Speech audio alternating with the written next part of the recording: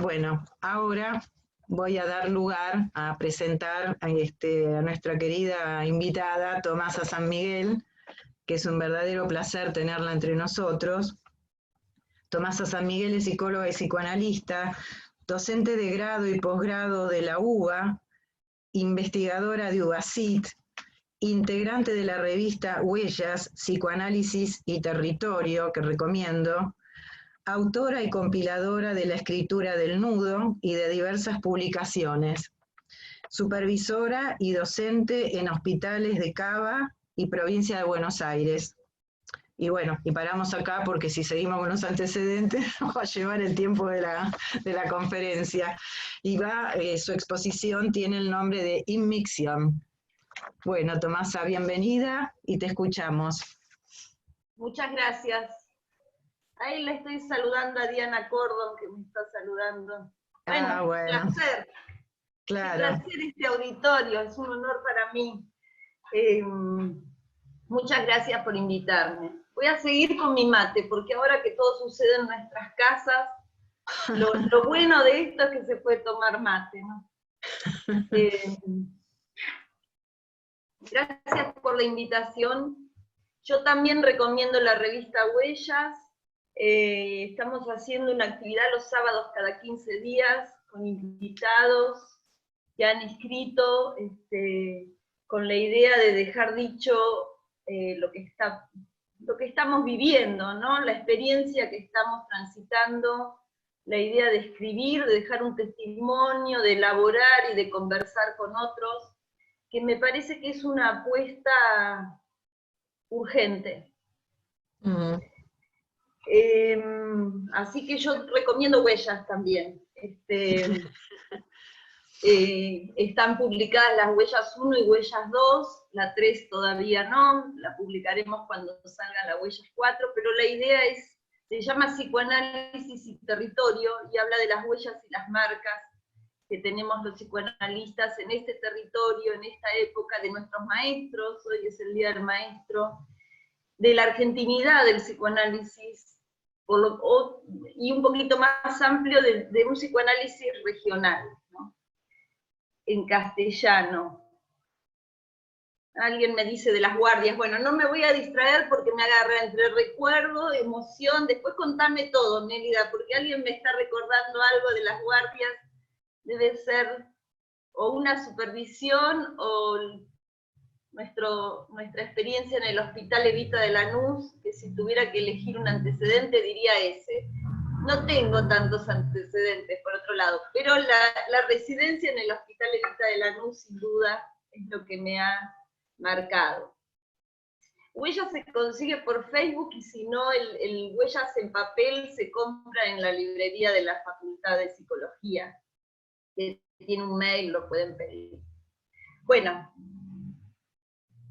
muchas gracias. Me siento como contenta de estar acá. Me gusta conocer gente nueva. Muchas gracias. Y espacios nuevos. Está bueno. Les voy a contar lo que escribí, porque ayer me puse a escribir porque me di cuenta que estoy como muy conmovida, afectada y atravesada por un montón de cosas, y que entonces mejor escribía y quizás mejor leía y después conversábamos. Escribí, bueno, por ese efecto en el que confío, que es dejar escrito, ¿no? Dejar una marca, dejar una huella, dejar un testimonio, y que eso después pueda ser leído en un colectivo, con otros, en un marco de confianza, de respeto y de afecto.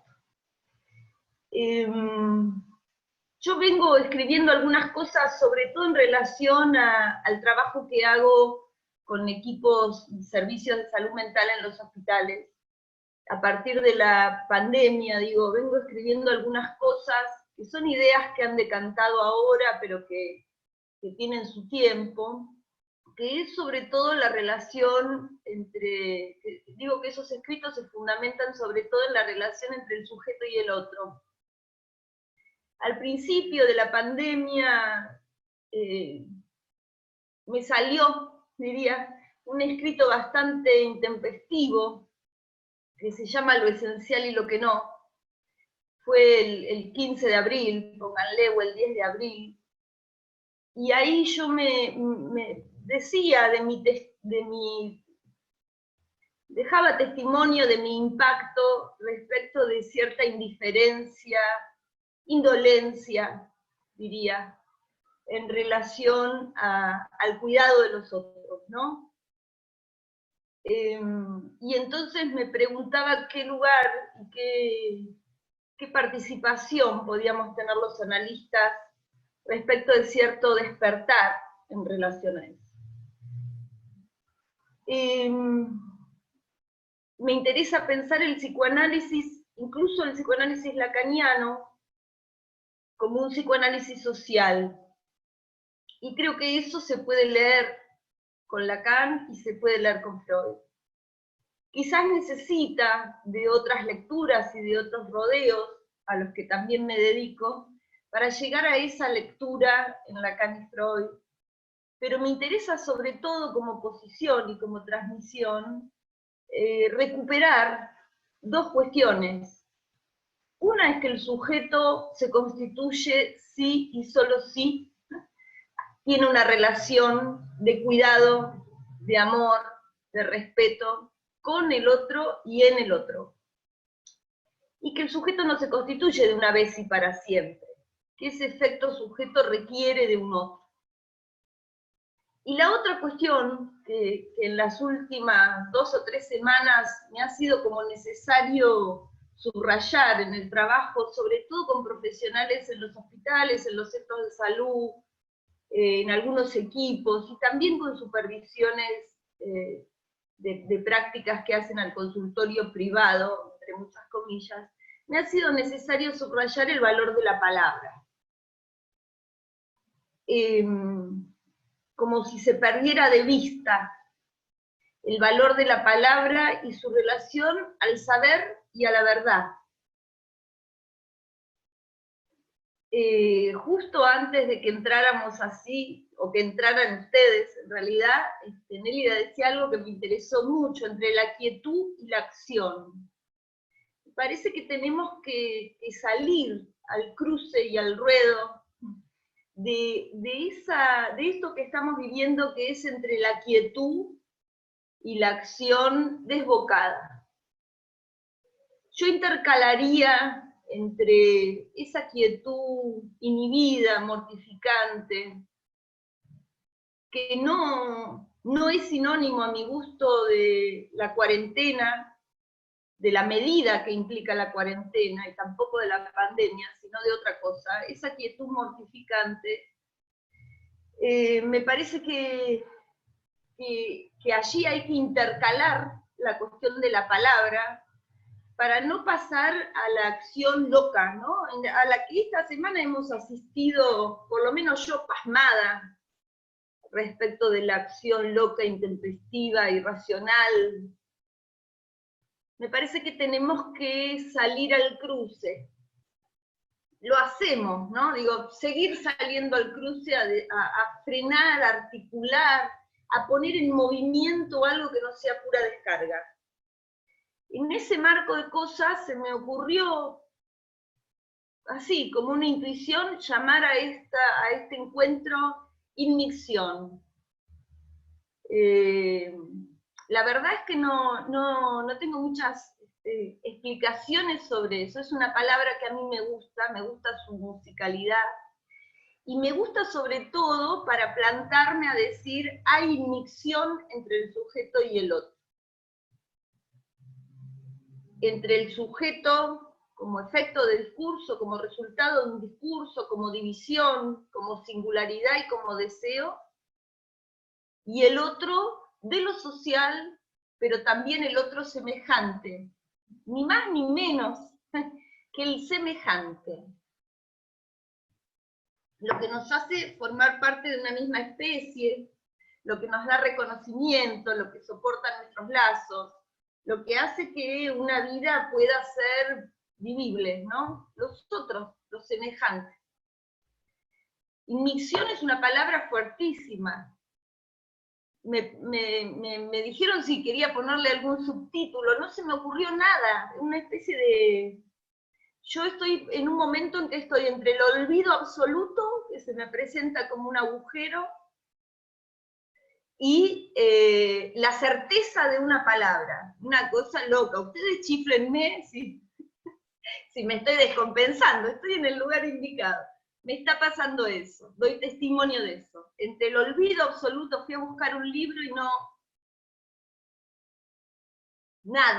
Nada, ni siquiera referencias de autora mujer, autor varón, argentino, latinoamericano, extranjero, nada, agujero, me tuve que ir, un poquito angustiada, para ser sincera, o la certeza de una palabra, así, ¡pum!, aparece una palabra. A mí me apareció inmicción. Después les cuento cuál fue el problema, porque cuando me puse a releer y a escribir, es un neologismo de Lacan que tiene problemas en su traducción y que finalmente hay cierto acuerdo en traducir esa inmicción como mixtura.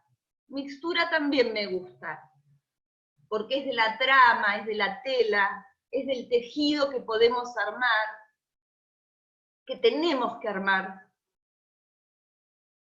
que intentamos armar, ¿no? La mixtura de una trama, a ver si podemos suavizar esa mixtura, acercar, ajustar conceptos, acercarnos a cierta verdad cada vez. Entonces digo, en relación a esos trabajos, sobre todo en las instituciones, y a preguntas que se vienen haciendo los analistas jóvenes, lacanianos, eso es todo un nombre extraño también, ¿no? Donde se encuentran sorprendidos porque resulta que era social, resulta que había un colectivo, resulta que lo que hace el otro me afecta. Bueno, capaz que es lo único bueno de esta situación que estamos viviendo. Y entonces se encontraron con esta pregunta y se encontraron con que las herramientas no alcanzaban, con que se veían afectados, conmovidos, emocionados, erizados, angustiados, trabajando con los compañeros médicos, trabajando en las terapias intensivas, trabajando por teléfono, trabajando por Zoom, sosteniendo talleres por Zoom. Quiero dejar dicho que lo que estamos haciendo es muy amoroso y muy respetable. No nos olvidemos de eso, porque por ahí después nos llegan versiones raras de afuera. Estamos haciendo un laburo impresionante. Y en uno de esos trabajos aparecía la cuestión del ayudar. Si la cuestión del cuidado y del ayudar al otro era o no psicoanalítico. Digo de gente fresca, inteligente, trabajadora y buena, de jóvenes practicantes de buena madera. Si eso era psicoanalítico o no. Es una pregunta que viene rondando y que parece que tiene que ver con el ser, y que a mí me viene pareciendo una locura esa cuestión, ¿no? Como afiliate y decí, bueno, ¿a qué iglesia? Bueno, yo creo que el psicoanálisis es otra cosa. Entonces escribí esto que les voy a leer ahora. Por puntos, este sería el punto 1. Que el psicoanálisis ayude y punto.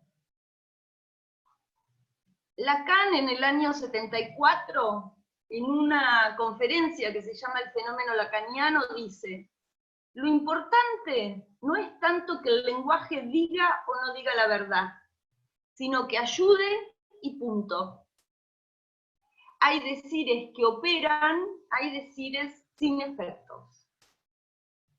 Esto es lo que yo les acerqué a nuestros jóvenes practicantes. Que el psicoanálisis, que el lenguaje ayude y punto. Hay decires con efectos. Me parece que quizás el trabajo, o que a mí me interesa hacer, es precisar qué quiere decir ayudar y qué quiere decir decires con efectos. Ayudar todos sabemos lo que es. Ayudar es donar, es ir a ayudar, es presentarse como voluntario, es cocinar, es ayudar. Todos sabemos, no nos vamos a hacer los que pensamos el concepto de ayudar. Ayudar es dar una mano al otro, registrarlo y salir en un acto, bueno, comunal, como me dijo una compañera de un hospital. Ayudar es eso para mí. No creo que haya que tardar mucho en pensar que es ayudar. Yo me refiero a que es ayudar dentro de un tratamiento psicoanalítico, ¿no? Ayudar, que el lenguaje ayude. ¿Cómo ayuda? Con un decir que tiene efectos. Entonces digo, hay palabras que operan, son las que afectan, permiten, habilitan, autorizan, inventan un lugar, una escena, un lazo, un soporte cuando la vida parece invivible. Un ayudar que no es moral, ni adaptado, ni supone un bien reglado por la norma. Esas palabras que operan solo pueden surgir de un cuerpo afectado por lo que acontece, y en nuestro caso, por el deseo del analista. ¿Qué es el deseo del analista? Pregunta. Un deseo más fuerte que las ganas de llevar al paciente a nuestros brazos o tirarlo por la ventana, dice Lacan en el seminario 8. Un deseo que no es puro, sino de la diferencia, de la distancia entre el ideal y la pulsión. Un deseo de echar a andar la singularidad en sus pliegues. Un deseo que asegura un porvenir, un futuro que es un derecho y no fatal destino. Punto 2. ¿Por qué escribir? Para que la vivencia se vuelva experiencia, para elaborar, para ir olvidando, para producir un corte que alivie a la subjetividad de su arrasamiento por estímulos. Para escribir aquello que no se puede callar ni decir, el trauma. La escritura constituye el aparato anímico. Freud propone que se conforma por una estratificación sucesiva que consiste en transcripciones heterogéneas. Estas transcripciones operan sobre un material de huellas que de tiempo en tiempo se reordenan según nuevos nexos, produciendo una retranscripción. Las huellas, como efecto de la escritura, son las marcas que la circulación de excitación, cantidad o afectación ha ido dejando. Para Freud la memoria se registra de múltiples maneras, lo que quiere decir que transcripciones heterogéneas suponen versiones diversas de la memoria que tienen efectos diferentes en el aparato. Freud propone transcripción, retranscripción, traducción, escritura. Por un lado, la transcripción parece concernir a la cantidad, que en un primer momento hace signo, deja una marca de esa cantidad y luego esos signos se escriben de tal manera que conforman una huella. Y por otro lado, la retranscripción, donde lo que realiza es una operación entre huellas, aunque porten diferentes lógicas y tratamientos. De huella a representación palabra. Es posible pensar la función de un analista como operación de lectoescritura a la luz de este recorrido freudiano. Ahora bien, ¿cómo escribir esta experiencia? Me pregunto. Sin duda, pienso yo, leyendo el entramado de lo singular y lo colectivo como superficies que responden una de la otra. En el cuerpo, la experiencia trae afectaciones de compleja elaboración, ligadas sobre todo al desamparo, al duelo, al susto, al miedo, la segregación, la amenaza. Esos cuerpos ateridos se disponen a escribir y escriben, afectándonos de porvenir y gratitud. ¿Qué es un dispositivo? Tercer punto. Un dispositivo incluye como borde una oferta en tiempo y forma que lo enmarca. Deleuze plantea que un dispositivo como agenciamiento supone lo segmentario, que es a la vez duro y flexible. segmentos conformados por poder y territorio. Ellos pueden captar el deseo territorializándolo, fijándolo. También ubica Deleuze en el dispositivo puntas de desterritorialización, líneas de fuga a expandirse en un campo de inmanencia. El autor se hace, a mi gusto, una pregunta crucial. ¿Cuál es la aptitud de un dispositivo para rebasar sus propios segmentos? Creo que de esa condición depende la eficacia y la disponibilidad de un dispositivo, digo yo, su posibilidad de abrirse a lo que ocurre. Elena de la Aldea, lanusina, de generación anterior a la mía de Lanús, Elena de la Aldea, en un texto que se llama La subjetividad heroica, bueno, habla del trabajo con otros, del cuidado, del ayudar, del cuidar con otros, no a otros, y habla de la posibilidad o no de que el dispositivo soporte una pregunta, soporte una apertura.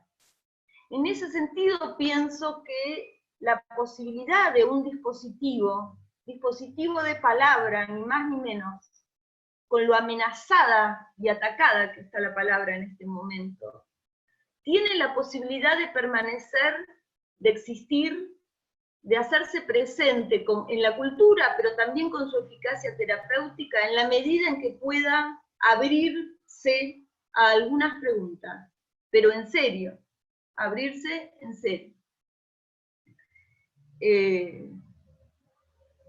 Me parece que fue, bueno, me pasa esto que no me acuerdo las cosas, ya se los dije, pero creo que fue Luis Horstein, en Diana Cordon se debe acordar, en el Congreso de Psicoanálisis de Rosario, el que dijo, el psicoanálisis va a permanecer si lo merece. Creo que fue Luis Horstein.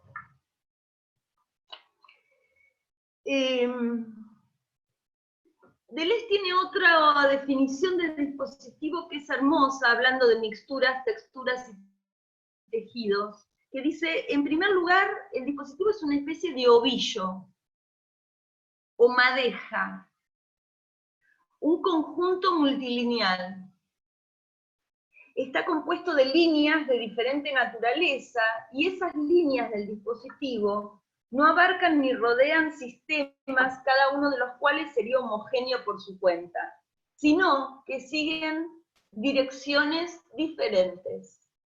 Ovillo multilineal con líneas de diferente naturaleza y que siguen direcciones diferentes. De ese ovillo, de esa madeja, bueno, a ver, no es lo mismo madeja que ovillo. Una de las cosas que a mí me viene sirviendo mucho en pandemia es tejer.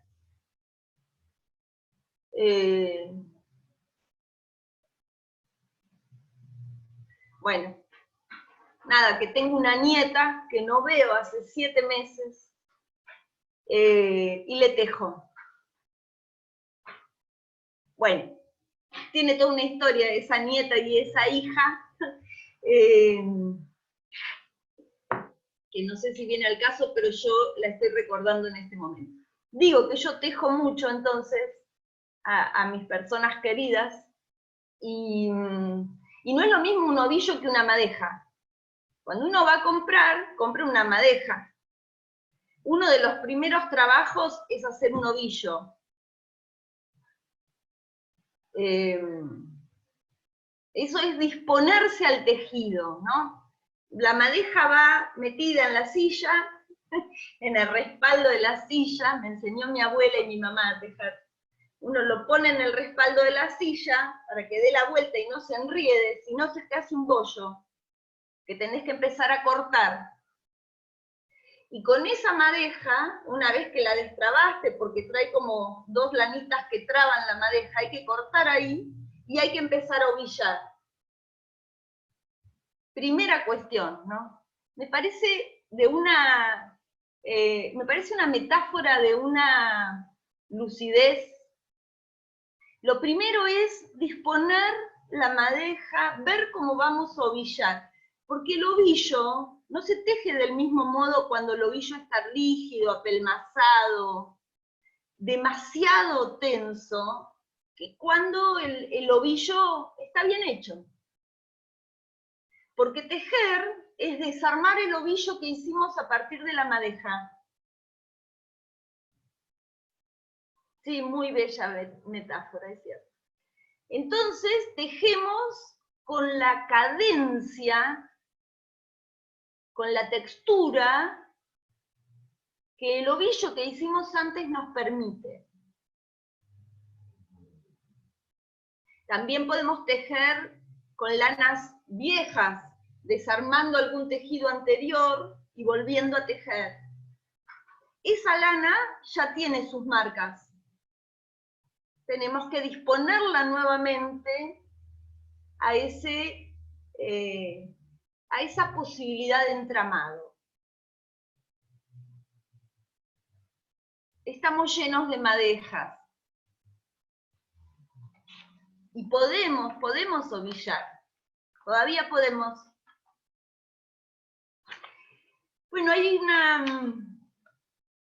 una referencia a Agamben también, que todos conocerán cuando toma el concepto o la noción de dispositivo para Foucault, ¿no? Como conjunto heterogéneo, como función estratégica concreta, que siempre se inscribe en una relación de poder.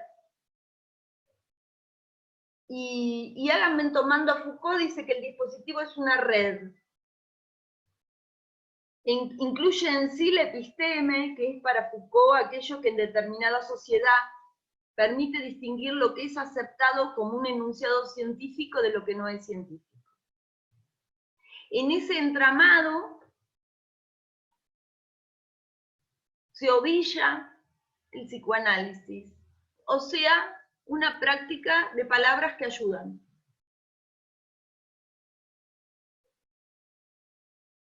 A partir de estas elaboraciones, considero que es posible pensar el territorio como campo, intensidades, fuerzas, cuerpos, discursos y líneas de fuga. Entonces, el dispositivo que ofrecemos, creando demanda, es un dispositivo que se orienta por un territorio. Lo que primero registramos con la pandemia es la irrupción de un real que agujerea el saber. Que agujerea el saber, que agujerea el sentido, que agujerea la ciencia. Luego trabajamos para cernir eso que irrumpió, que nos deja un poco boquiabiertos, para cernirlo, para enmarcarlo, para leerlo, para disponerlo a cierto tejido. Y ese tejido se hace con las marcas de cada territorio. Una cosa es el real de esto que aparece, de como dice un pacientito mío que tiene 7 años, de este virus de porquería. Una cosa es eso que aparece, dice, cuídate del virus de porquería que vos sos viejita, me dice. Bueno, no tanto, che. Una cosa es eso que irrumpe, este virus de porquería, y otra cosa es cómo vamos armando el ovillo para intentar tejer algo que arme un borde. Y eso se hace en cada territorio, es obvio lo que digo, ¿no? No es lo mismo Argentina que Brasil, Estados Unidos, Perú, ahí había alguien de Perú. No han sido las mismas disposiciones, no han sido las mismas leyes, los mismos procedimientos, no ha sido el mismo dispositivo que se implementa. Y entonces no se ha recortado del mismo modo el virus de porquería. En realidad el virus de porquería no lo estamos tocando, lamentablemente, ¿no? Quisiéramos ya saber del virus de porquería.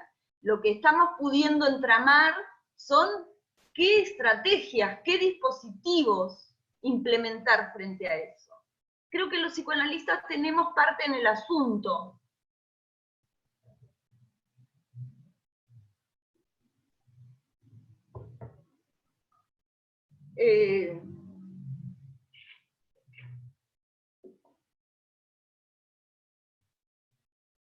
tenemos la posibilidad de hacer nuestro aporte, ¿no? Me parece que como encrucijada política es preciosa, no por linda, sino por precisa, y que no podemos eludir la responsabilidad que nos cabe.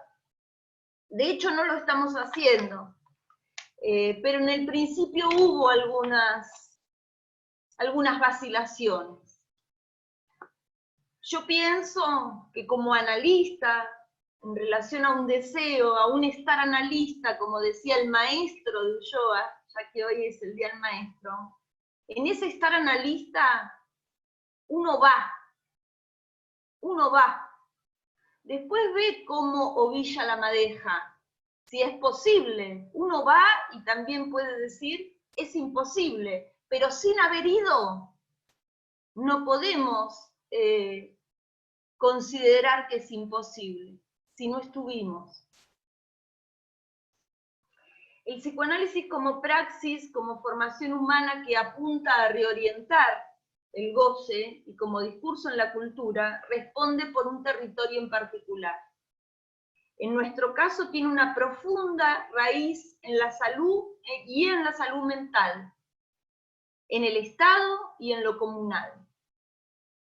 En ocasiones, a partir de una experiencia, surge la pregunta por si tal o cual praxis es o no es psicoanalítica. En el fondo, la pregunta para mí es, ¿qué es el psicoanálisis? Lacan la responde. El psicoanálisis es lo que hace un psicoanalista. Conviene intentar distinguir entonces cada vez los tramos de poder, saber y moral que esa pregunta encierra y abre. En principio destaquemos que la indicación, lo que hace un psicoanalista, no refiere a un ser. El hacer, el estar, ¿no? El hacer de Lacan, el estar de Ulloa. Ese hacer está determinado, según Lacan, justamente porque ese que se dispone ahí a estar analista, paga con su ser. Pierde, falla en su ser. Y solo a partir de eso será posible hacer surgir una presencia.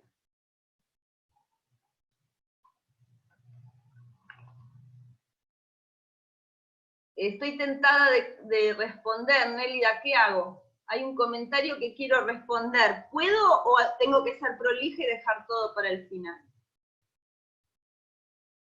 Hacelo, dale. Porque así es más divertido. Me dicen Dale. que muchas veces las vacilaciones, que son necesarias las vacilaciones, Jime, muchas veces las vacilaciones son necesarias para luego pasar a la experiencia. Hay que ver qué entendemos por vacilación. Ah, soy Mirta Romano, dice. Jime se ve que es un nombre que desde alguien la compu o esas cosas. Claro, estoy en la compu de mi hija. Bueno, Mirta entonces.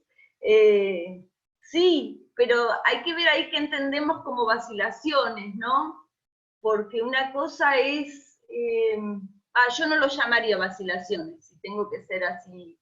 No se me viene la palabra vacilación para rodear un poco la pregunta, para tantear el territorio, para ver cómo dispongo la madeja, para ver cómo hago el ovillo. Yo no llamaría eso vacilación. Cuando yo digo vacilación es esa cuestión entre defensiva, ideológica,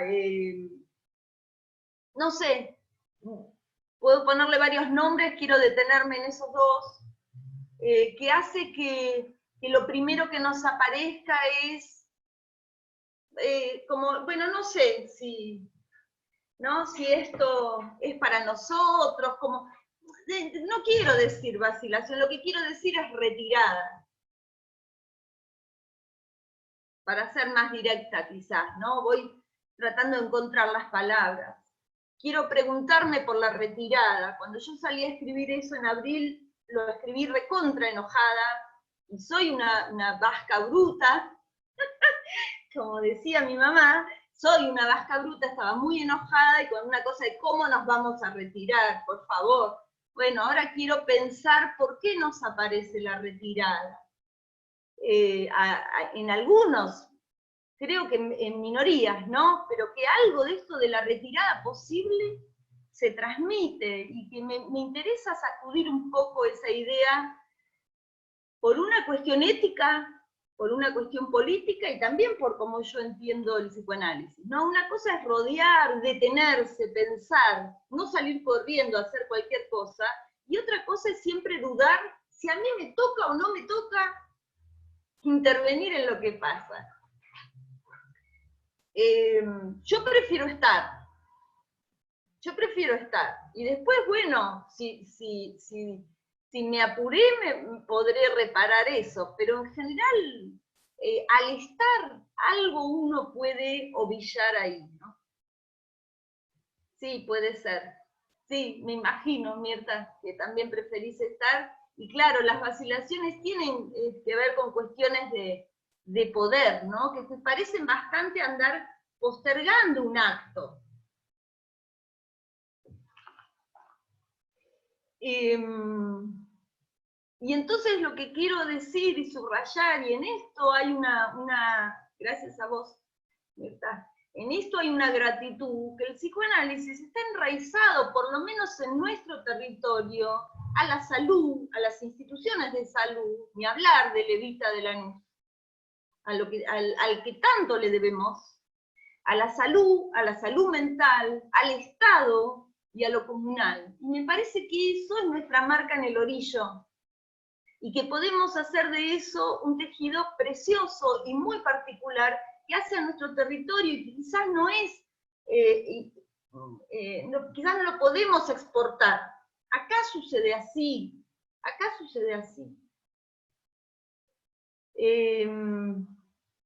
Ni hablar de la universidad, ¿no? Del psicoanálisis en la universidad.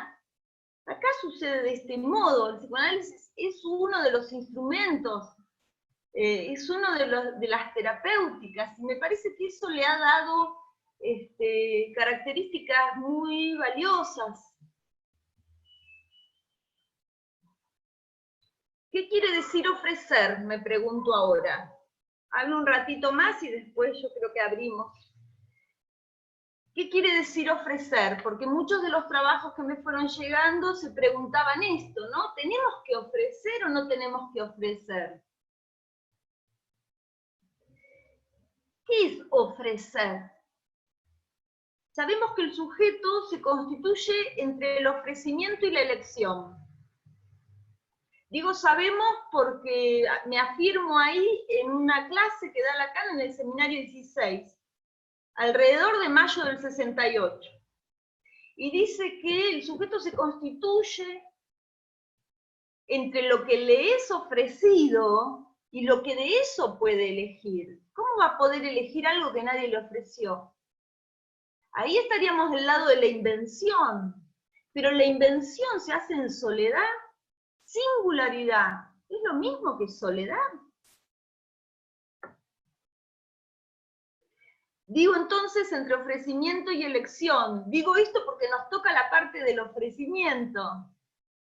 Nosotros, analistas, psicólogos, terapeutas, médicos, gente ligada a la salud, no sé cómo decirlo, ¿no? Lo que estoy escuchando es muy, muy interdisciplinario, trabajadores sociales, con escuchas lúcidas, nos toca, mejor dicho, elegimos ofrecer. Digo, de la urdimbre que trama lo colectivo y constituye la subjetividad de una época, se desprende el sujeto como un efecto que resulta entre significantes en su división, en su síntoma, en su enunciación, en su malestar, en su singularidad, no sin la trama colectiva. El psicoanálisis es para mí ofrecimiento de una escucha y de un decir. ¿Qué supone esa escucha y ese decir? Una torsión en la economía libidinal, una modificación, una muesca, un cambio, nuevos caminos. En solidaridad con la agudeza, con el chiste, ese decir es pasmo de sentido, ¿no? El instante del pasmo de sentido, del vacío de sentido. Y luego, efecto de sentido. Hay un sinsentido y hay un sentido nuevo. En ese sentido nuevo, nos dice Freud, aparece la risa, aparece la satisfacción, aparece el goce. Y Freud se pregunta en todo el texto, que volví a leer hace poco y por eso lo traigo porque me pareció maravilloso.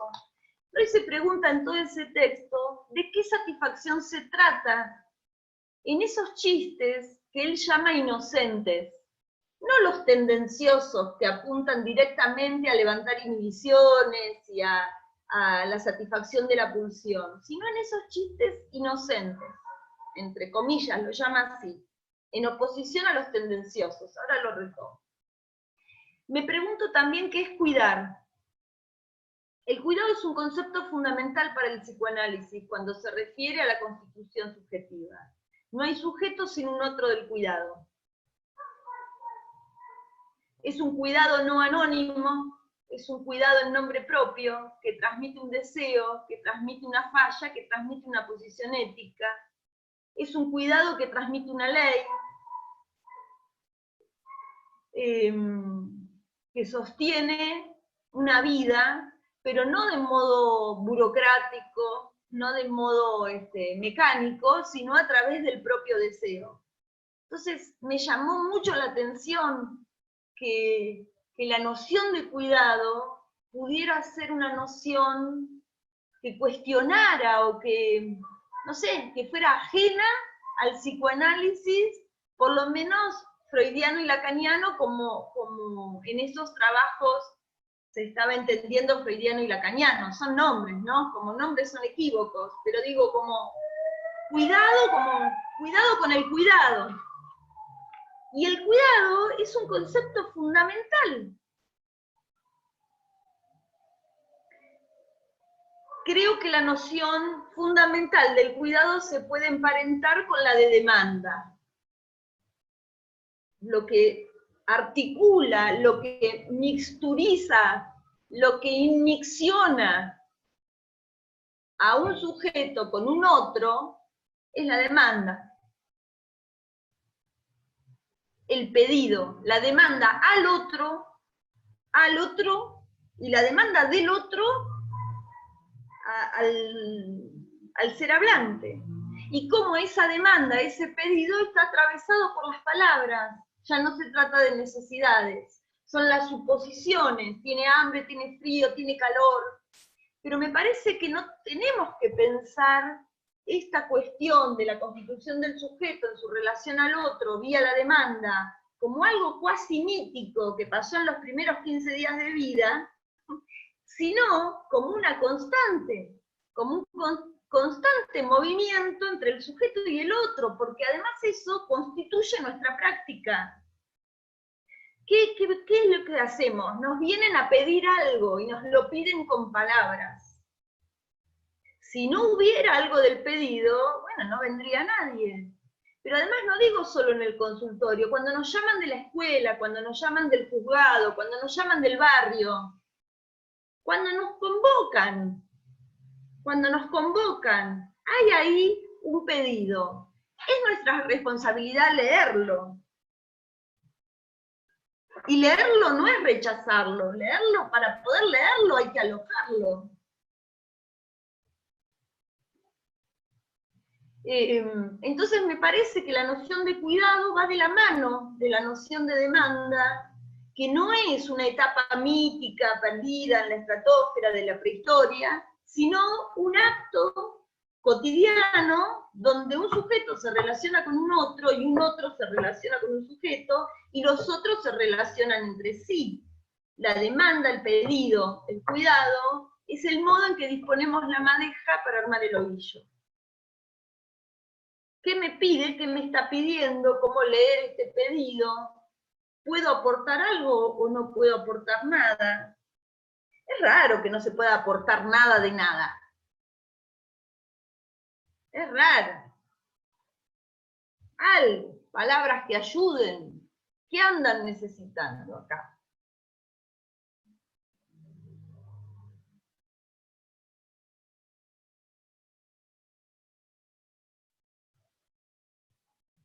Luego está la importancia de decir que no, como decían el otro día en un encuentro que tuvimos en Huellas, que participó Diana Córdoba.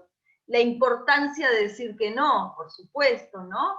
Pero no hablo de canalladas, no hablo de cinismos, no hablo de totalitarismo. Hablo del pedido, la demanda, la ayuda y el cuidado. En ese sentido, Lacan dice que el psicoanálisis es algo que se inventa cada vez. Y que nosotros somos responsables de inventar el psicoanálisis cada vez. Y que eso es fastidioso, pero es lo que hay que hacer. Eso es bien fastidioso. En ese sentido no es una técnica, ¿no? La técnica es libre. Se sostiene de una ética, no de una técnica. No es que si no tengo, no sé, mi sillón, no puedo escuchar. En ese sentido, me conmovía mucho un trabajo escrito que vamos a presentar después en un congreso de unas residentes preciosas, ellas, y preciosos sus trabajos, que hablaban de la afectación de ellas como profesionales en el hospital, de su emoción, de su angustia, de su susto, de su miedo a contagiarse, de su miedo a contagiar a sus familias, a sus hijos, a sus padres. Y había ahí una referencia a lo que eriza, ¿no? Alguien escribió, entro al hospital, entro a la sala entro a UTI y me erizo. Esos testimonios me parece que son valiosísimos. Dan cuenta de la afectación. Esa afectación es esa cantidad que hay que dejar escrito para que se vuelva signo, para que se pueda leer como huella. Y ella, esta psicóloga, decía, me eriza. Y yo ahí recordé la novela que se llama La elegancia del erizo, que no sé si han leído, si no es un programón para hoy a la tarde. La elegancia del erizo a mí me conmueve muchísimo. Ahí me parece que el destino no está escrito.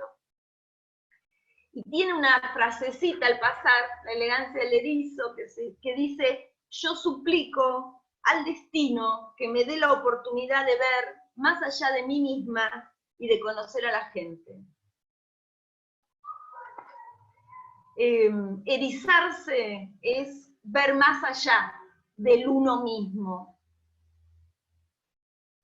Es poner en acto el amor a la diferencia, que en la última parte de la enseñanza de Lacan, por lo menos yo lo leo así, a partir del...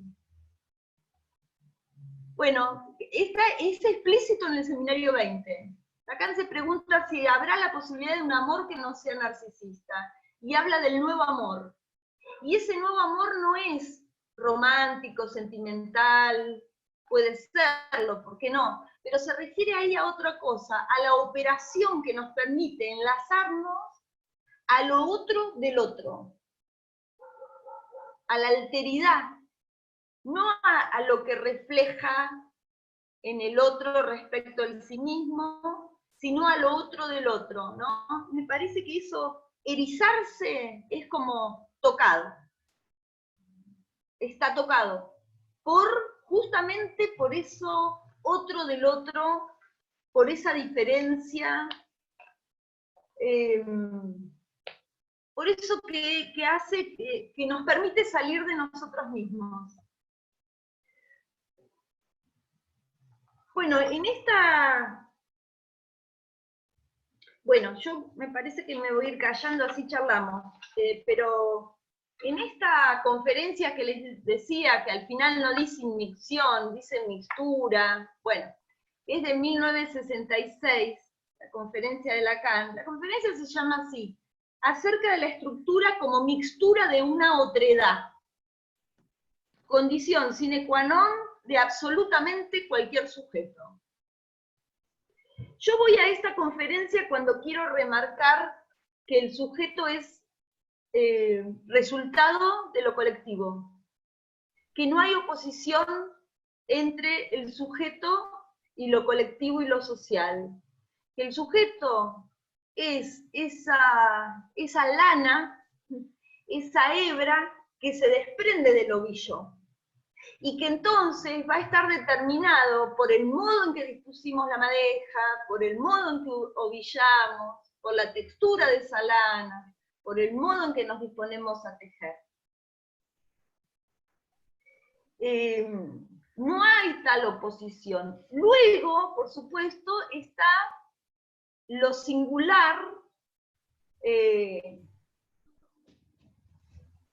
lo íntimo, ¿no? El modo singular en que se dice lo colectivo. Pero eso no quiere decir que lo social no cuente, que lo colectivo no cuente. Son como el territorio donde el sujeto se constituye. Está la singularidad de ese deseo, esa singularidad está tallada por los ofrecimientos y las elecciones. Y ahí, por lo menos en nuestro territorio, cuenta el Estado, cuenta la salud pública como derecho, salud pública, privada, semiprivada, no sé, la salud como derecho. Cuenta el psicoanálisis como ofrecimiento, como una práctica que en nuestra cultura se ofrece como terapéutica. Entonces, es como la conferencia es donde Lacan para mí, o yo lo encontré ahí, no sé, ¿no? La mixtura entre el sujeto y el otro, entre el sujeto y la otredad. Y esa mixtura es la condición necesaria para que el sujeto se constituya. Lo que dice ahí es que el sujeto se constituye en su falta, que el lenguaje tiene un agujero, ¿no? Que dice una frase, que Freud se dedicó a palabras, que son esas palabras que afectan y trae justamente al chiste, y que ningún universo hace un todo, dice.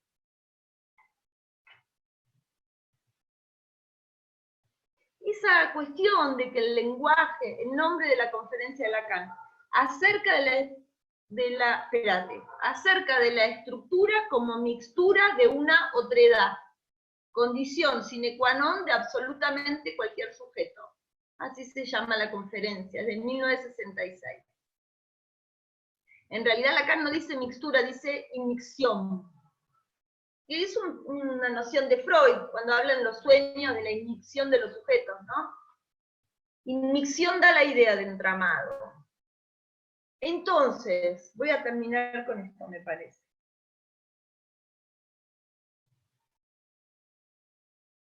Se trata de que algunas palabras tengan efectos, de que algunas palabras operen. Eso, entre otras cosas, es el cuidado. El ofrecimiento que permite armar la textura, la trama, el tejido, donde eso singular pueda ser dicho. Lo colectivo es singular, lo singular es colectivo. No necesitamos ahí armar como bandos. Nosotros podemos ofrecer el derecho, tenemos que sostener el derecho a la transferencia, el derecho a la escucha, el derecho a un encuentro íntimo. Y me parece que podemos apostar a que poner en acto ese derecho tiene consecuencias en lo colectivo.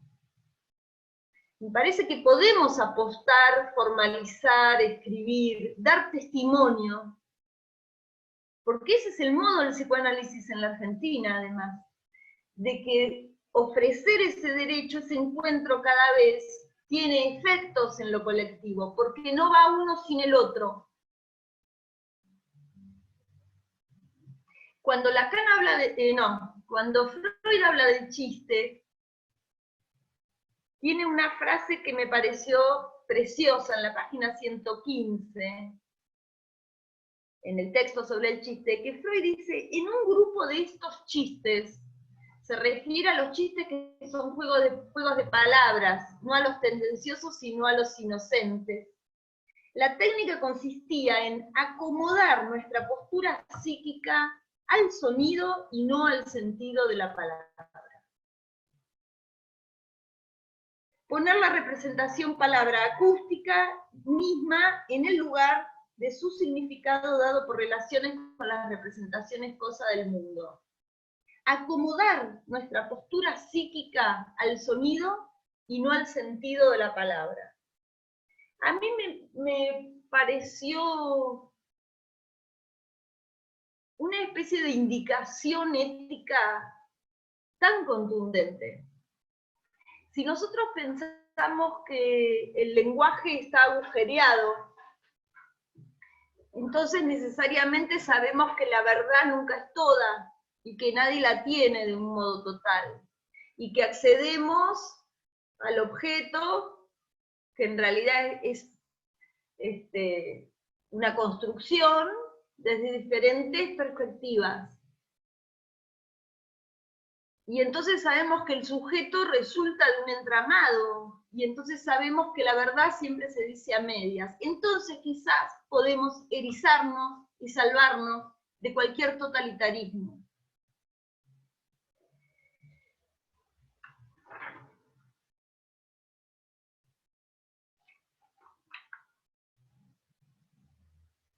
Me parece que yo ya estoy, te quiero escuchar. Gracias. Bueno, gracias Tomasa, muchísimas gracias.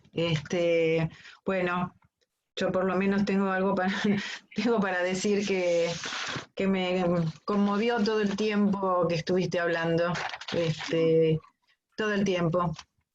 Tal vez porque hay una cuestión hospitalaria de por medio que hace a esta cuestión de por ahí muchas veces vivir erizados, no solamente en esta circunstancia de pandemia, ¿no? Y me parece que también lo muy interesante de tantas cosas que dijiste, porque además nombraste a personas como Ulloa, digamos, a personajes que marcaron a Levita de Lanús, que marcaron tanto en la formación de muchos analistas, de estar ahí en la trinchera, como digo yo muchas veces, ¿no? Esa cosa de lo que se puede hacer en la trinchera, y que hay una serie de palabras que usaste que me parecieron realmente maravillosas, que pueden ser vividas en algunos ámbitos psicoanalíticos. Esto sucede aún en los hospitalarios, ¿no? Porque hay ideologías por todos lados. Lo que tiene que ver con el cuidar, ¿no? Como que tiene mala prensa. Y hay algo de esto que vos decías del ofrecer, que me parece también como un fenómeno que se dio bastante entre colegas, que era la duda, que a mí me ha impresionado muchísimo, ¿no? La duda de si no se invertía la demanda. Cuando, quién llama por teléfono, quién abre el Skype, qué es la videollamada y todo lo demás, que me ha hecho tanto ruido todo este tiempo, porque no sé si hay manera de invertirla por eso, digamos, si es eso lo que la invierte. No sé si me explico, ¿no? Lo que quiero decir. Si es el hecho de quién llama primero, si eso está invirtiendo la demanda y entonces es el analista el que demanda al paciente. No lo creo para nada, pero te digo que ha aparecido en muchos intercambios entre colegas. No sé si querés decir algo de eso y después seguimos con otros comentarios, porque por ahí también lo tenés escuchado esto, ¿no? De si esto Sí, tuviera menor valor como psicoanálisis, como práctica del psicoanálisis, además, el hecho de que sea por los medios del Zoom, en la videollamada, sí, el Skype, el sí, teléfono. claro, claro, sí. Problemáticas muy raras, ¿no? Eh, bueno, qué sé yo. Eh, la técnica es libre, la ética es lo que nos da una posición. La ética es en relación a un deseo, ¿no? Ujú. A un deseo de eso, de sostener una palabra. Luego hay que ver por qué medios podemos acercarnos a esa palabra, qué es necesario. Es tan raro suponer que si yo llamo, estoy invirtiendo la demanda. Eso es suponer que hay un lenguaje todo, es decir, un código, que a mí me indica, llamado telefónico de la psicóloga, igual invierte la demanda. Y ahí hay una especie de botón rojo, quizás, que se activa de inmediato. Me parece que es banalizar de una manera el Totalmente. encuentro digno, respetuoso, vital, amoroso, riguroso, de una escucha, de un decir, que sucede entre, ¿no? Nadie tiene ahí la posta. Se genera un saber en ese encuentro. Este tipo de cuestiones, dichas así como generalizaciones y como máximas, no le hacen honor a nuestros maestros. Me parece que lo primero que a mí me gustaría es separar ese tipo de cuestiones de un autor, Sí, porque claro. asociar eso a un autor Mm, mm, es al menos deshonesto. mm. Por ahora diría esto. Sí. Yo quiero Eh, decir algo, Nélida, sí, ¿puedo? dale, sí, claro. Ahí vi un mensaje de Dolores Martínez. Esperen Ajá. un minuto ahora. Por supuesto, Eledita. Hola, Dolores. A ver si te veo. Hola, hola. Elevita, la sala. Mm, Dolores laburó, bueno, siempre, cada vez, con una valentía, un respeto, un perfil bajísimo. Y nos ujú. enseñó a camadas de residentes que pasamos por ahí. Se me vienen tantos pacientes. Bueno, Mm, gracias. Qué alegría verte. Bueno, por otro lado, estoy re emocionada, pero por otro lado sí. pienso que el psicoanálisis siempre es en la trinchera y que el Ujú, psicoanálisis siempre es hospitalario, que mm, lo hospitalario define a la práctica del psicoanálisis. ¿Qué es alojar, si no? ujú, ¿Qué es recibir, ¿no? Un pedido? ¿Qué es pensar el modo si no es eso hospitalario? Después mm, se da en contextos de más o menos dinero. Yo la verdad no encuentro ahí mucha diferencia teórica. Es la guita lo que sucede. Gente que tiene un poco más de guita y gente que no tiene guita y que tiene problemas respecto de eso que también hay que ayudar ahí. Yo la verdad, bueno, vasca bruta quizás, pero yo no le veo diferencia en cuanto a la técnica. También no, es para muy nada. difícil. Para nada. Hay Para nada. situaciones escabrosas en el consultorio que también es muy Ujú, difícil ser hospitalario frente a eso y que uno tiene que atravesar más de un prejuicio para poder ujú, escuchar algunas cosas, siempre en el marco de la ética. Pero la clínica hospitalaria es la clínica. A mí ujú. me llama mucho la atención cuando los practicantes jóvenes dicen, voy a tener que han estado en el hospital, laburando 3, 4, 5 años, ay, qué nervios, tengo mi primer paciente. Pero ¿cómo? ¿Cómo? Claro. ¿Cómo el ¿Qué primer estuviste haciendo paciente? hasta ahora? ¿Qué estabas atendiendo? ¿Qué cosa? ¿No?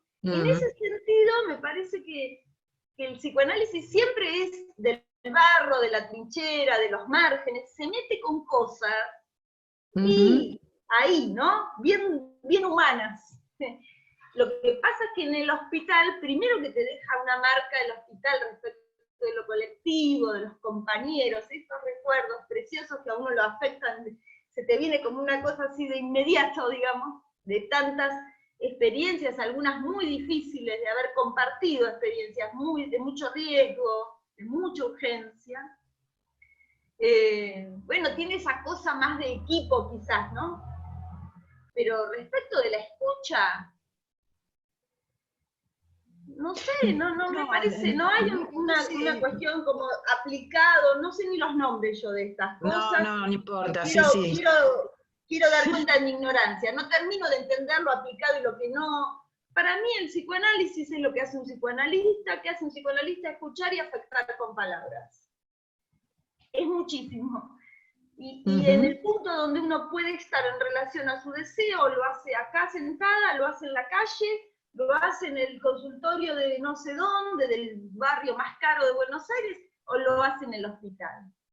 Por eso decía lo de, cuando Lacan dice que el deseo es tan fuerte, el deseo del analista, que hace que uno no se ponga a su paciente a UPA o lo tire por la ventana. Lacan dice, todos hemos tenido ganas de hacer eso. La contratransferencia da cuenta de la afectación del analista, y la afectación del analista da cuenta de los efectos de su análisis. Es de analizados la contratransferencia, es al revés. ¿Por qué no lo hacemos? ¿Por qué no actuamos nuestro impulso? Bueno, a veces en el hospital nos han sabido enseñar que no actuemos nuestros impulsos. Ahora que la veo a Dolores, me acuerdo un día una paciente me dijo, este es mi bebé, y me dio un tapado.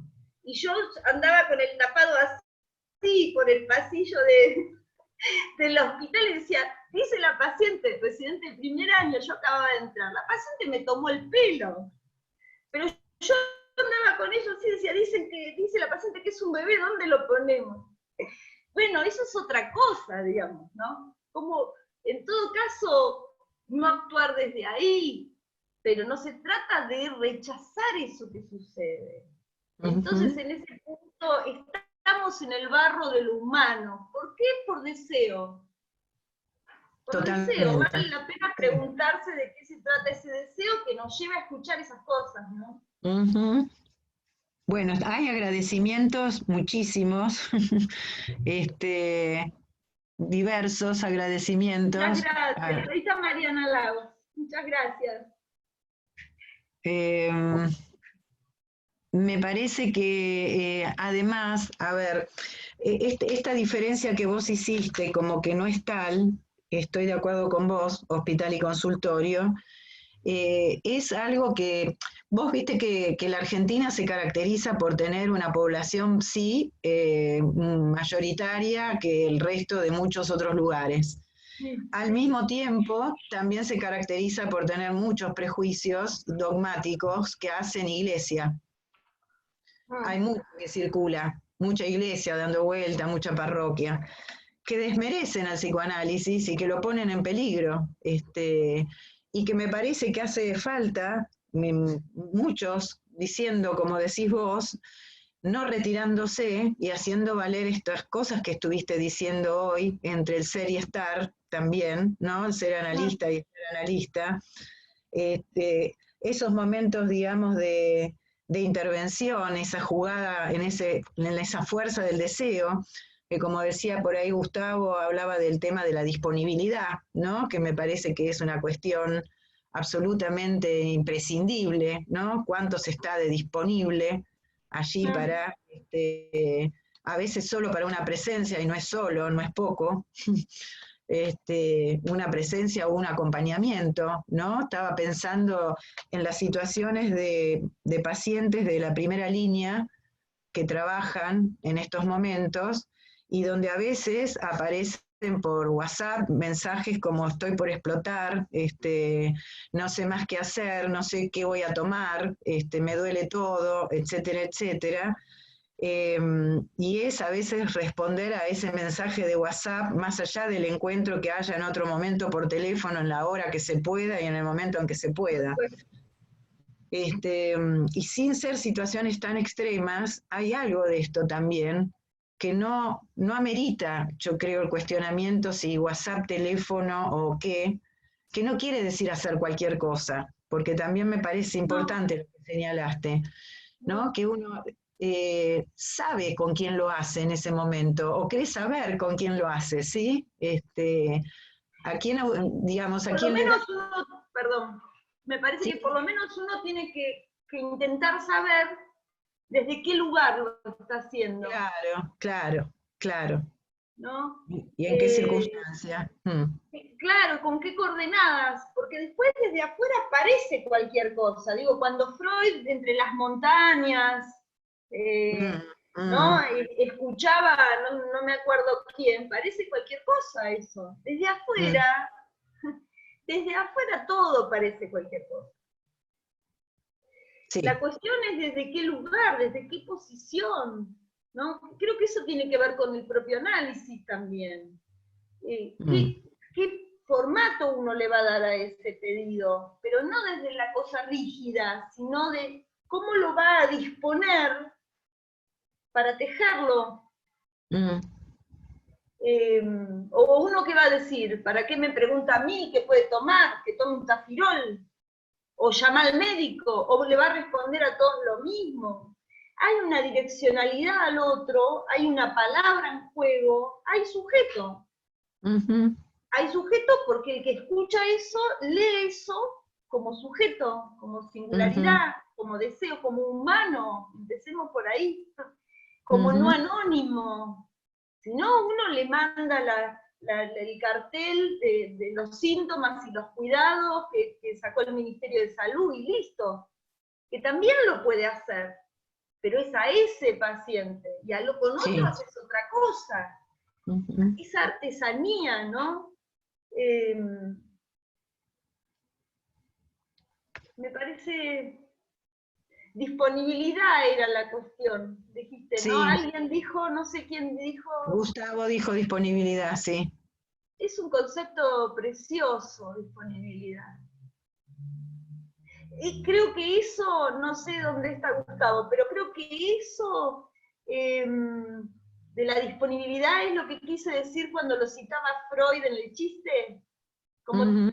eso de tener una postura, ¿no? Algo así dice Freud, disponernos acomodar nuestra postura. Sí, Es, maravilloso. es maravilloso, Es maravilloso. acomodar nuestra postura. Nosotros no tenemos una postura fija. Soy Mm, psicoanalista. ¿Qué sé yo? ¿Qué quiere decir eso? Acomodar nuestra postura me hace pensar en la disponibilidad. Yo creo que tengo ese concepto del libro de Julien. No sé si hay más referencias, ustedes me dirán. No las tengo presentes si hay otras Ah, en sí, sí, usamos mucho ese texto de Qué Julien. belleza. Sí, Es es una una belleza. belleza. Sí, sí, sí. Claro, ahí dicen de Winnicott, cuando habla del uso del analista. Claro, Lacan dice someterse enteramente a las posiciones subjetivas del enfermo. Soy un objeto, Ujú. hay que bancar esa posición.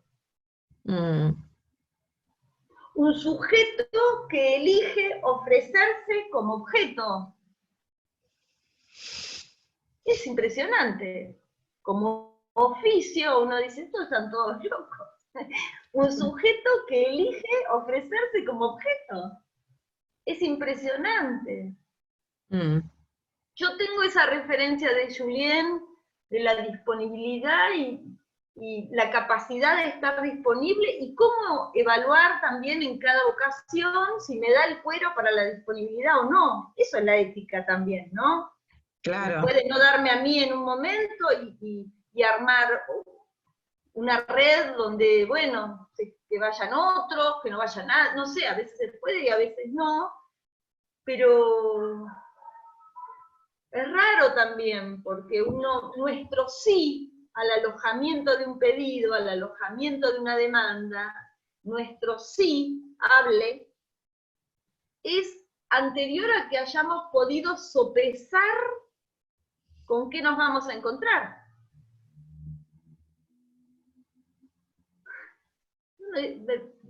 Uno se pone a escuchar y no tiene ni idea de lo que le viene. En ese sentido siempre es la trinchera, ¿no? Claro, Es claro, lo claro. que hace que uno diga, contame, contame, contame. Y no es solo cuando está en la guardia y llega el paciente que lo traen los bomberos, que acaba de incendiar la casa, que está incoherente, que pega, que escupe. Cuando uno dice, contame, es una apuesta maravillosa esa, ¿no? Uno de los agradecimientos tiene que ver con Diana Cordo, obviamente, que te saluda. Maestra. Agradece, agradece, digamos, lo que estás hablando de la trinchera de lo singular y lo colectivo. No sé si lo tenés ahí con tanto compromiso y emoción, como parte de la Acá lo práctica. ves. ¿Lo encontraste? Sí. Y sacudir las capillas, las capillas asépticas. Gracias, Este, Diana. Sí, sí, tal cual. Esa asepsia que parece que fuera que no quieren, alguien no quiere sentirse tocado, ¿no?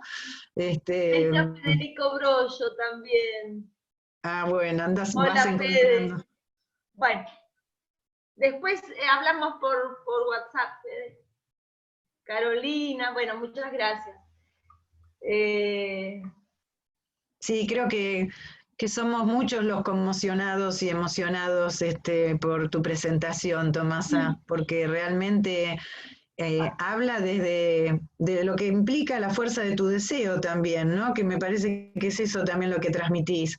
Este, mm, Tomar el psicoanálisis como la herramienta que es para dar lugar a la palabra tan bastardeada y tan, ¿no? Tan degradada, vaciada, claro, banalizada, ¿no? Que nos toca vivir. sí, sí, pensaba, antes dijiste algo, buah, pensaba en esto de la palabra y de como si por momentos hubiera no sé si a ustedes les pasa, a veces a mí me pasa que lo doy por hecho, ¿no? Y hubiera que volver a encontrarse con esa dignidad del acto de hablar con otro, ¿no? De que alguien nos llame o nosotros lo llamemos y nos atienda y quiera Ujú, contarnos sus cuitas, sus ujú. cuestiones. Eh, es algo increíble, ¿no? Me parece que eso es muy valioso, que es muy potente, y que justamente pensaba que es al revés, que no es que ahí uno esté haciendo cualquier cosa, sino que uno está más riguroso que nunca respecto de Sí. su metodología y los conceptos con los que tiene transferencia. Es tan riguroso que uno puede estirarlos y, Mm, y ponerlos en acto, ¿no? Uno es tan riguroso ahí que abre su caja de herramientas y se dispone a utilizar esas herramientas. Me parece que eso es de una rigurosidad impresionante. Porque el momento del hacer está el hacer, pero luego cuando uno reflexiona, que es lo que hacemos, ¿no? Formalizar sobre lo que hicimos y lo comparte en estos espacios, bueno, eso es de una rigurosidad. Una cosa es repetir teoría, digo, y otra cosa es aplicar conceptos sabiendo que ninguno va a decir el todo en nuestras experiencias, ¿no? Y a veces tengo la idea también bueno, esto lo he hablado con la gente del Centro 1, sobre todo, que es donde dimos ese curso que dio lugar al libro, a la escritura al nudo, de que como que a veces los analistas formalizamos medio pobre todo lo rico que hacemos, toda la potencia sí. de nuestra artesanía, de nuestro oficio. Y después cuando por ahí tenés el trabajo ahí escrito, todo articuladito, y preguntás, che, y acá que cuando le dijo esto, vos que le dijiste, aparece la perla de ese laburo, que queda como medio anegada por las cuestiones teóricas, que son muy importantes, que nos ayudan a pensar, pero es como que un poquito al formalizarse se opaca. No sé si comparten Sí, esto, si tienen la misma totalmente. sensación. Sí, porque incluso en la diplomatura tenemos con Clara una materia que se llama intervenciones, y una de las cosas que supongo que muchos hemos notado en los trabajos es que en general es lo que menos aparece. Digamos, aparecen trabajos muy bien armados teóricamente, pero por ahí ese proceso que llevó a esos pequeños movimientos, ¿no? A ese pequeño armado de trama, como vos decías, que implica la llamada, que implica eso que se escuchó, que eso que por ahí se dijo o se preguntó, ¿no? Digamos, Eso. eso no aparece. En general, Claro, no aparece. eso, exactamente eso quería decir. Como si el Sí, cuadro sí, estuviera ahí y uno lo claro. está describiendo, no como que uno es el que pinta el cuadro. Ujú. Entonces te llega una cosa, por ejemplo, para supervisar que el paciente de tal edad presenta tal y tal cosa, dice esto, dice aquello, no se entiende nada. Claro, ¿Cómo claro, claro. llegó? ¿Por qué con vos?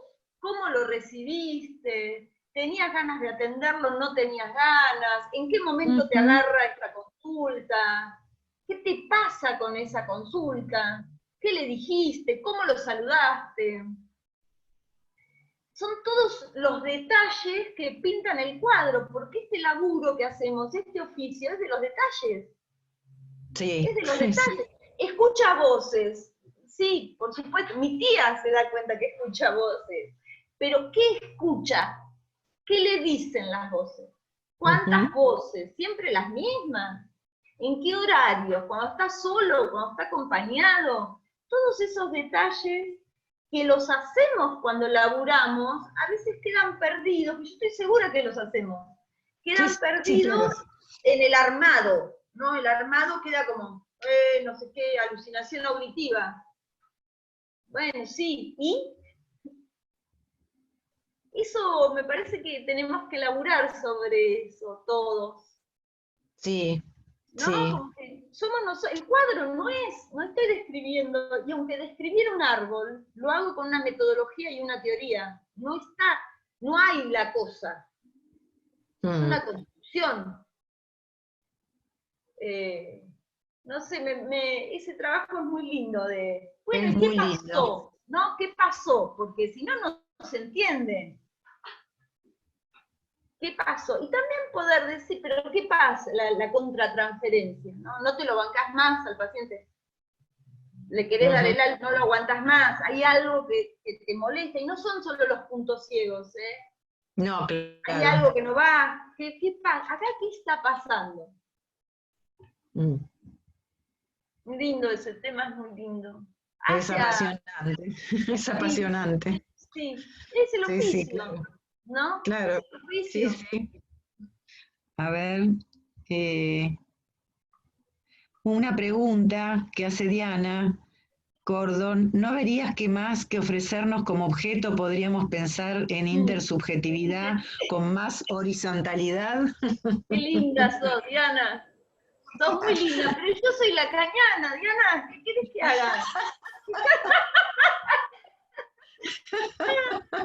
A ver, déjame pensar. Déjame pensar. Más que ofrecernos como objeto. Ay, bueno, no sé, voy a ser insolente, Diana. Ofrecernos como sujeto no nos asegura más horizontalidad, ¿eh? Yo Claro. diría eso. Decime qué pensás vos, pero yo diría que ofrece. Ahí está, Diana. Hola, Diana, ahí te veo, no te veía. Ofrecernos como sujeto no nos garantiza la horizontalidad. El tema de la horizontalidad me parece clave. Lacan dice no se den tanta importancia cuando alguien los viene a consultar. Lo dice, ¿eh? Sí, No sí. se den tanta importancia. La impostura, dice, creo que en la conferencia Imaginario, Simbólico y Real, al principio de su obra, en el 53, dice, la impostura es lo contrario de la posición del analista. Yo digo objeto justamente para, no sé si garantizar, no sé si me animo a decir esa palabra, pero para transmitir que ahí no hay una cuestión de superioridad. Que el analista está para ser tomado como objeto libidinal, como superficie de escritura. Digo objeto más en el sentido de ese ofrecimiento donde mi yo queda por fuera, y que si tuviera que pensar en algo respecto como de las posiciones, es eso, al servicio de, ¿no? Como hice el chiste de que soy lacaniana, también me podría servir, porque si uno lee mucho los autores, uno puede, es como decía Cafiero del peronismo, Cafiero abuelo, ¿no? Decía, el peronismo da para todo. Bueno, con esto es así, cada uno tiene su Lacan, supongo que pasa con todos los autores, ¿no? Me pasa también con Ulloa, me pasa con Freud, con Winnicott. Digo que Lacan habla de diálogo intersubjetivo al principio y al final. Y dice que finalmente cuando uno se analiza, ya no habla solo. Y eso me parece, eso está en el seminario 24, que es nada más ni nada menos que de 1976, y dice, hablar con un analista es dejar de hablar solo. Y habla del diálogo. A mí, Tomasa, lo que me gusta cuando digo objeto es justamente plantear que ahí no hay ninguna superioridad. Que el lugar donde se juega el saber, la verdad, la escena, me gusta decir objeto porque tiene esta vertiente de dejarse tomar, ¿no? Y de caer, ¿no? Y luego de caer, tenés razón. Caer. Sí, sí. Lo que pasa es que ahí se me complica más a mí porque, no sé, tengo pendiente pensar en serio qué quiere decir caer en la transferencia, ¿no? Respecto a la transferencia, porque me parece que hay diferentes modos de la transferencia, por lo menos en mi experiencia como analizante, algo cae y algo es una marca permanente que nos acompaña. Sí, totalmente. Y ahí pienso en la gratitud y la posición de la gratitud como una posición ética, ¿no? De reconocer esas marcas. Pero, no sé, yo pienso objeto en el sentido de no tomar, de que si nosotros no nos ponemos como sujetos, no tomamos la escena del paciente. Con nuestra moral, con nuestras creencias, lo cual no quiere decir, para mí, por momentos, que no haya que hacer de sujeto en algunas situaciones. Por ejemplo, y si está Dolores, que ahora no la veo, decirle al paciente, a mí me asusta mucho lo que usted está haciendo. Eso sería ponerse en el lugar del sujeto, no me da lo mismo, ¿no? Me asusta mucho, tengo miedo. Me acuerdo con un paciente que me hacía así como trompaditas en la cara. Mire, a mí me asusta lo que usted está haciendo. Me puede lastimar, si me pega me va a lastimar. Y además no era una intervención, era que yo estaba cagada de miedo, ¿no? Para decirlo coloquialmente. Pero también hay situaciones menos extremas donde uno pone a jugar su posición de sujeto, sin duda. Pero yo pienso esto, Diana, cuando uno pone a jugar su posición de sujeto, que es muy frecuente, no es una vez excepcional, lo hace desde esa posición de ofrecimiento, de que este rasgo de lo que soy yo en tanto sujeto, de lo que pienso de una situación en particular, de qué posición tomo ante tal cuestión política, ideológica o que está pasando en el momento, le sirva. Pienso esto ahora. Quizás no haya que decir del todo ni para un lado ni para el otro, sino decir esto, que a veces en pos de ese tratamiento conviene mantener por fuera la subjetividad. Y me viene un caso que no voy a contar porque están grabando y no puedo contarlo, pero donde realmente se trató de eso, ¿no? De un rasgo subjetivo mío muy fuerte que yo tuve que dejar de lado y pude hacerlo en pos de escuchar ese tratamiento, intervenir en ese tratamiento. No sé si se entiende, Diana, lo que digo y no sé qué pensar. Sí. Se está hablando acá de implicación también del analista, y bueno, que está de alguna manera relacionado con algo de esto, ¿no? Que se está hablando, que estás hablando. No hay que renunciar siempre a muchos rasgos de subjetividad para poder trabajar. Sí, por supuesto, pero hay algunos que son muy pesados de renunciar. Sí, claro, bueno, sobre todo los ideológicos. No se va a entender lo que digo porque no puedo traer la viñeta, entonces no creo que se entienda, pero quiero decir que hay algunos que son más difíciles que otros. Claro, y sobre todo cuando son ideológicos, por ejemplo. Bueno, exactamente. Por ejemplo. Que tocan a la historia de uno muy íntimamente. Claro. Y a seres muy queridos de uno muy íntimamente, y que uno tiene que dejar eso entre paréntesis. Sí. No es que tiene, hay un deseo que puede más, es más fuerte, donde uno deja eso entre paréntesis y interviene casi en el sentido opuesto de su propia subjetividad. Eso es fuerte. Es fuerte, sí, claro que es fuerte. Ahí yo diría que uno está dispuesto a ofrecerse como superficie donde reescribir una historia. Por eso traía lo de Freud con los signos, las huellas, ¿no? El analista como lector y escritor de algo nuevo, una reescritura, ¿no?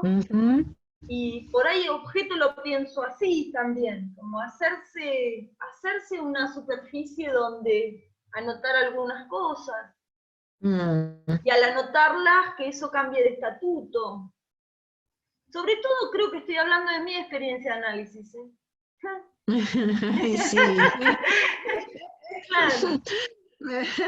Me parece que por lo menos yo también lo sentí así desde lo que te dije. Algunas reescrituras que me salvaron la vida, digamos, me cambiaron, totalmente. el curso de las cosas, ¿no? Totalmente. Si fuera mi analista diría, no, eso lo hiciste vos ya traías eso, pero de generosa que era nomás. Bueno, a ver, Ahí está Debbie. Hola, Debbie. Bueno, no sé si estás leyendo algunas cosas más. Y acá hablan de objetos. La vi en la pantalla. Tal vez orientado a los principios freudianos de neutralidad y abstinencia fundamentalmente. Eso está bueno. Sí. Eso está bueno. Bueno, porque lo de neutralidad. Digo que la neutralidad y abstinencia no es indolencia, dice Ulloa. Ulloa dice una cosa ahí que nos da en los tobillos, ¿no? Sí. Dice, es la peor tradición del psicoanálisis. Lo dice así en Salud Elemental. La abstinencia y la neutralidad mal entendida es la peor tradición del psicoanálisis. Yo creo que la abstinencia es...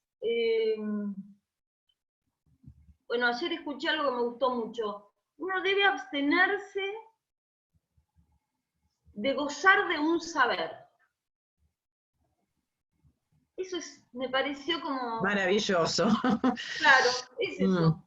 Yo le venía dando vueltas, pero no me salía tan bien como se lo escuché decir a una persona. ¿Qué es la abstinencia? es abstenerse de gozar de un saber. Ujú. No es que no te importe nada, no es esa caricatura de hacer de objeto y entonces ser un indiferente, un ser de la estratosfera que no entiende nada, que no le pasa nada. No, eso no. Que es una farsa eso, en realidad. Sí, es payaso, ¿no? Eso es una Claro, payasada, es una cosa, da vergüenza. sí, da vergüenza. Da vergüenza. Pero la abstinencia en relación a ese goce de saber, ¿no? Que puede virar al saber de antemano. Y ahí me parece que hay aplastamiento. Y ahí está el riesgo de ponerse como sujeto respecto de un goce. Mm. El querer gozar en esa escena, no es nuestro goce el que se juega ahí, ¿no? No hay, en otros lados, no hay. Claro.